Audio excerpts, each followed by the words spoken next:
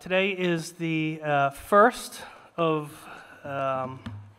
day of public testimony on the Special House Study Commission to study the Energy Facility Siting Board Act.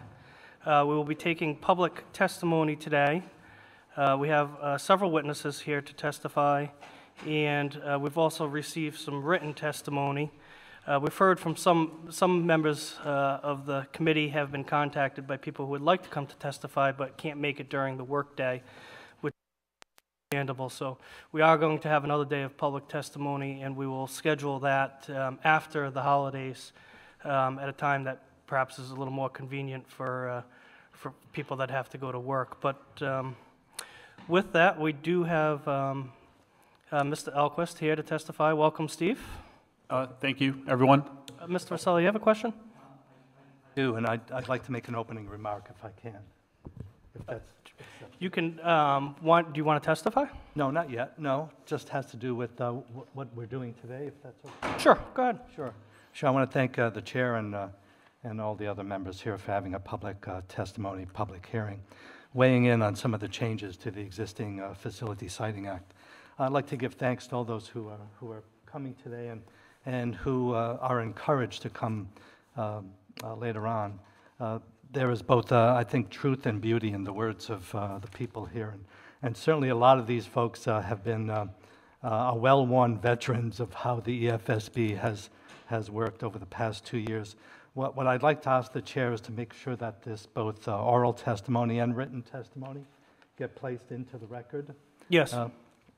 And I know you're going to do that, but I just wanted to state to make sure that it does get into the record and be available both to the members who aren't here, the board members who aren't here, and also the general public, so they have an opportunity to both see and hear some of the written and oral comments that will take place today. Thank you, Mr. Chairman. While you have the microphone, Mr. Rosselli, would you like to tell us about, you are one of the 3 people who has submitted written testimony so far. Would you like to tell us about that? Sure, I would. And what I'd like to do is preface it by saying that there is the Borough Land Trust has been thinking about the EFSB for a very long time, as I think most of the folks here, particularly when it comes to the siting and permitting of not only this project but other projects as well. So we've been discussing this both as board members and as individuals for a long time, and I've submitted a list of a wish list, if you may, of what the FSB could look like, and I'll leave the details